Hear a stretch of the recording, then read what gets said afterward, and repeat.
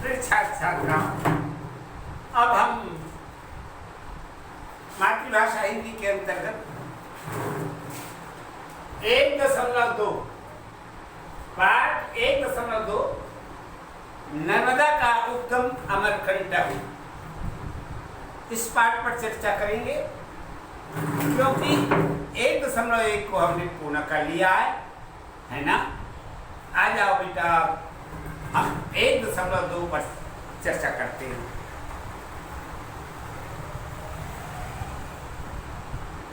हाँ, इसके जो लेखक हैं डॉक्टर श्री राम परिहार, और इसका जीवन परिचय हमने उस में देख लिया है। आ जाओ उसके इस लेख पर चर्चा करते हैं। क्या है? मध्य प्रदेश संस्कृत अकादमी का एक के आमंत्रण पर इस बार अमरकंटक की शाश्वत यात्रा सुयोग्य बना। अमरकंटक तो पहले भी जाना हुआ था, पर इस बार है ना आषाढ़स्य प्रथम दिवसे के पूर्व 2 दिन का आयोजन यहाँ था। आकाश में मेघ घिर घिर कर झड़ रहे थे, प्रकृति नहा रही थी, वनस्पति की आंखों में सपने जाग रहे थे, है ना। आप जनों की कोकिला और कोकिल का स्वर उस वर्षा में गीला हो रहा था। वह स्वर जड़ चेतन में नेछो की बूंद बूंद कर भर रहा था। इन बूंदों के उत्सव में रस अमरकंटक को देखना, निसर्ग निहित चैतन्य से साक्षात्कार करना, प्रकृति के उत्सव में स्वयं को उल्लास और फुहार बना देना है। पृथ्वी के महामन पर अपने व्यक्तित्व की लघुत्तम इकाई के अर्थ को लेना। इस प्रकार बेटा इस जो पाठ है इसमें कुछ अंश ऐसे हैं जो परीक्षा की दृष्टि से बड़े महत्वपूर्ण हैं। तो इन महत्वपूर्ण जो अंश है उसको मैं समझा रहा हूं।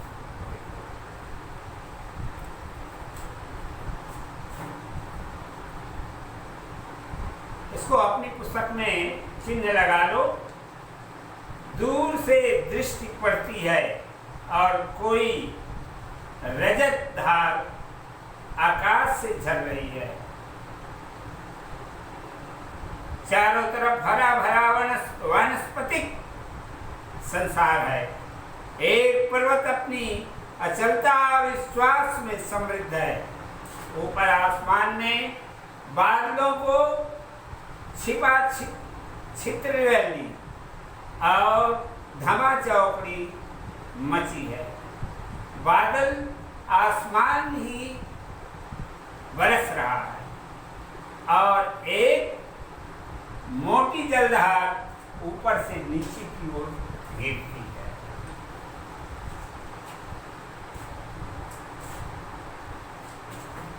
गिरते हुए दिखाई दे रहे, तो लगता है धरती की प्रार्थनाएं फलवती होने लगी है। यह धारा सोन की है। यह अमरकंटक का पूर्वी भाग है जो पेंड्रा रोड से आते समय दिखाई देता है।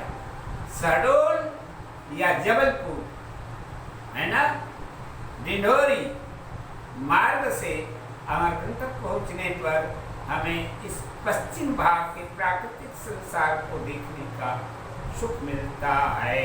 तब अंडरलाइन लगा लिए। अब देखो बेटा, इस अंश का मैं तुमको संदर्भ बताता हूं। प्रस्तुत गद्यांश डॉक्टर श्री राम परिहार द्वारा लिखित नर्मदा का उद्गम अमरकंटक नामक पाठ से लिया गया है। प्रसंग देखो, अमरकंटक में सोन नदी के प्राकृतिक दृश्य का बड़ा सुंदर चित्रांकन किया गया है। व्याख्या, लेखक कहते हैं कि अमरकंटक जाते समय दूर से ही सोन नदी की धारा चांदी के समान ऊपर से नीचे गिरती हुई दिखाई देती।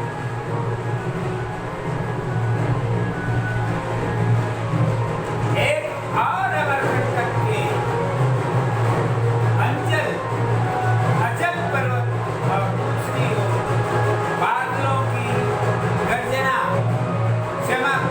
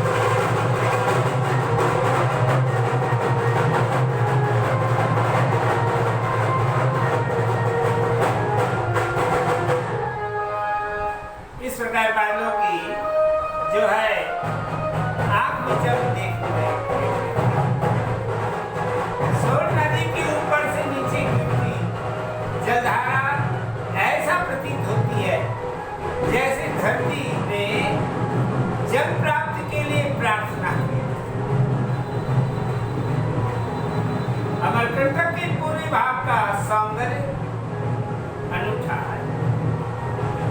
शहडोल डिंडोरी मार्ग से इसका पश्चिमी सौंदर्य देखने के लायक, ये इसका व्याख्या है। और देखो इसका विशेषांक, भाषा इसका सरल और प्रवाहपूर्ण है।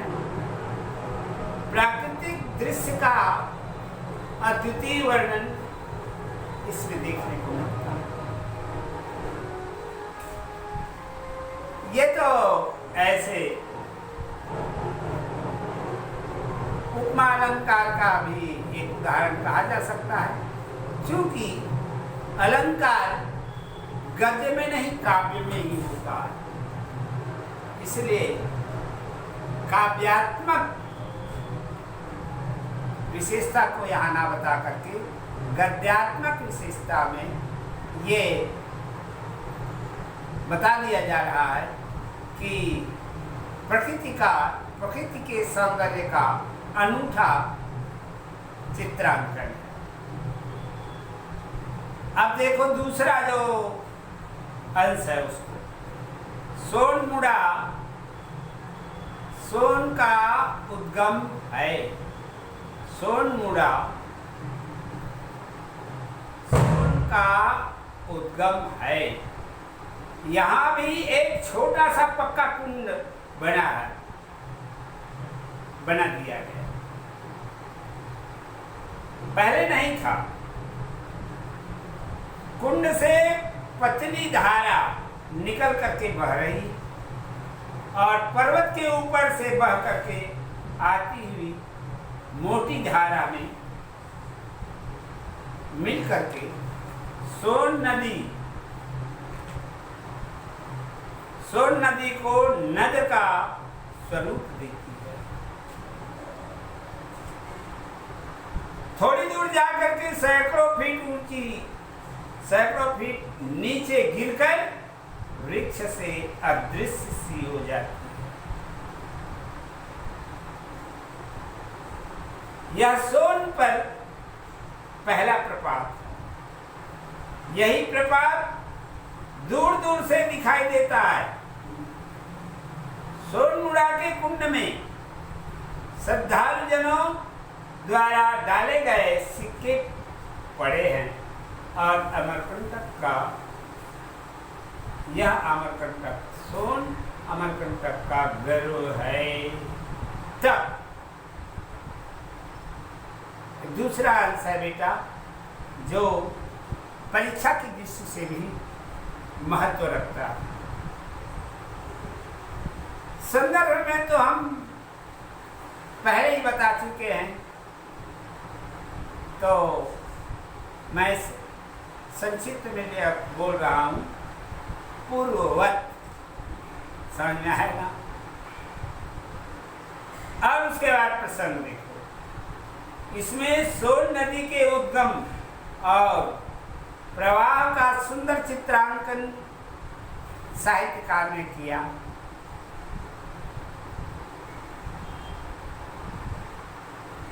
ठीक है। डॉक्टर परिहार जी प्रस्तुत गद्यांश में व्याख्या देखिएगा। परिहार जी प्रस्तुत गद्यांश में कहते हैं कि सोन नदी के उद्गम को एक कुंड का रूप दिया गया। उद्गम काला किसी जानता हो, जहां से एक जन्म हो।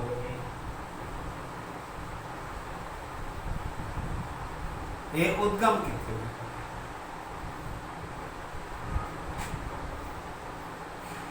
यहां से आगे निकल करके सोन नदी एक धारा के रूप में प्रवाहित होकर के आगे नदी का रूप ग्रहण करती है।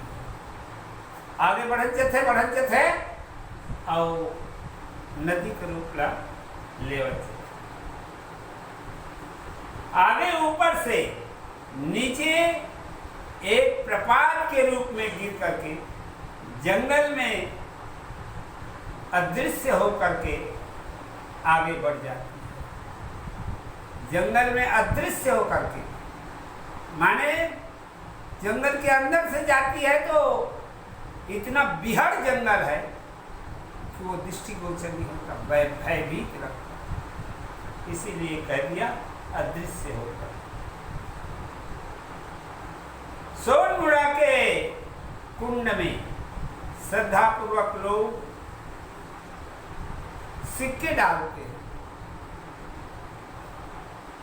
और सोन नदी अमरकंटक से निकलने वाली प्रमुख नदी मानी जाती है, जो आगे गंगा नदी में जाकर के मिल जाती। ये पूरे अंश का एक छोटा सा रूप है बेटा, सारांश, और ये उसका अर्थ हो गया। अब आ जाओ इसके विशेषता। सोन नदी के प्रवाह का चित्रात्मक वर्णन किया गया, भाषा सरल और प्रवाह। ठीक है। अब अंतिम अंश को और देख लो, एक अंश और। अमरकंटी नर्मदा का यह क्षेत्र देवों और मनुजों, है ना, मीको और लोक कथाओं, ऋषियों और वर्तमान के रचनाकारों को भी अपने संदर्भ में समाये हुए हैं। कालिदास ने इसे आम्रकूट कहा है। किसी समय में यह समूचा पर्वत आम्र तरुओं से आच्छादित रहा होगा।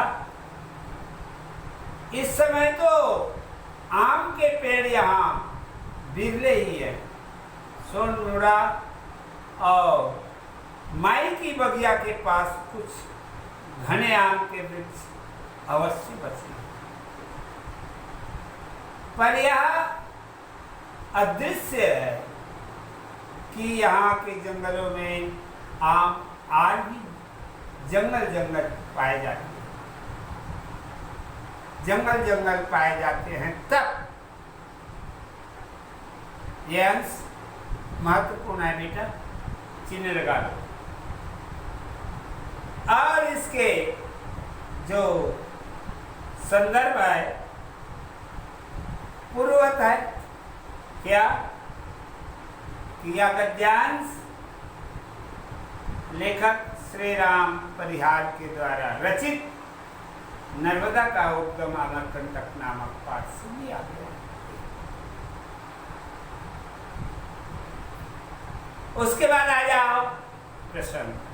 अमरकंटक के पौराणिक और प्राकृतिक तत्वों का सचित्र वर्णन दृष्टिगोचर।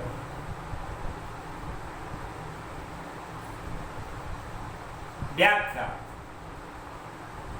परिहार जी कहते हैं कि नर्मदा का उद्गम अमरकंटक का क्षेत्र देव, मनुष्य, कलाकारों, लोक कथाओं, ऋषि मुनियों और आज के रचनाकारों सबके लिए महत्वपूर्ण रहा है। न आदि न भविष्य न वर्तमान, तीनों समय के लिए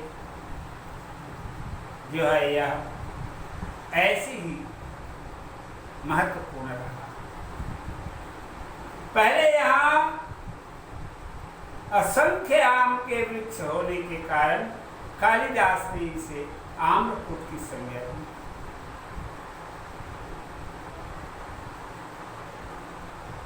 प्राचीन कथा है। जब सोनमुड़ा और माई की बगिया के पास ही आम के घने वृक्ष हैं, शेष भागों में बिरल है, किंतु आज भी यहाँ आम के वृक्ष प्रत्येक जंगल में विद्यमान है। समझ में आया? ये रहा व्याख्या।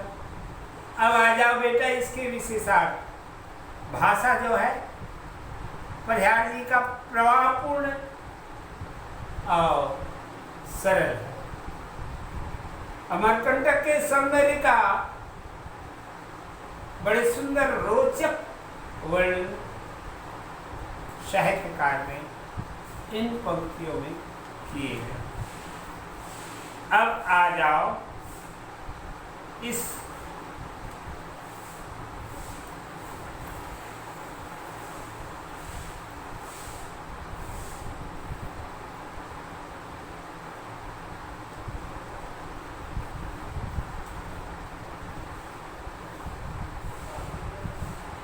इसके जो प्रश्नोत्तर हैं उस पर चर्चा करते हैं। आइएगा, प्रथम प्रश्न है इसके, विंध्या और सतपुड़ा को लेखक ने किस रूप में चित्रित किया है? देखा प्रथम प्रश्न। विंध्या और सतपुड़ा का संवेद चित्रण बड़ा ही सुदर्शन और मनोहारी है। इसे मेकल भी कहते हैं।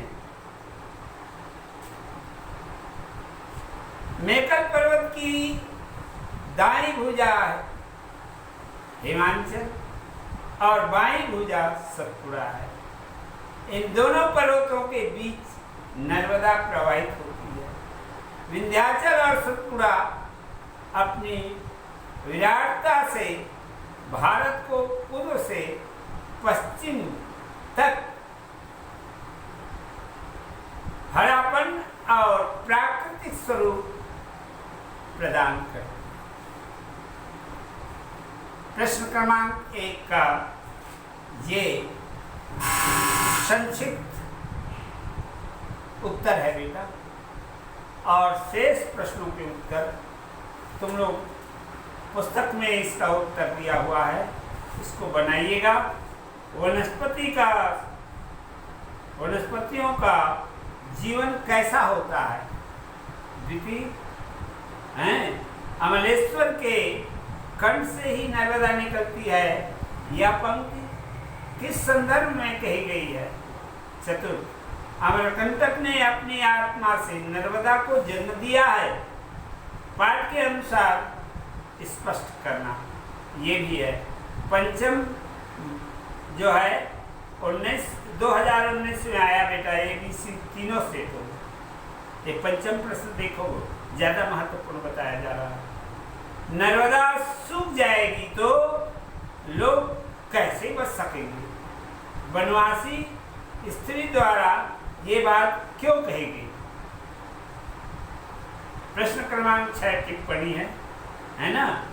अब उसके बाद फिर ये तो हो गया 60 का उत्तर। उसके बाद दीर्घ उत्तरीय प्रश्न भी हैं, तो इन सबको तुम लोग बनाओगे, है ना, क्योंकि कार्य करते रहो, धीरे धीरे चलो, निरंतर चलो, कार्य में सफलता मिलेगी।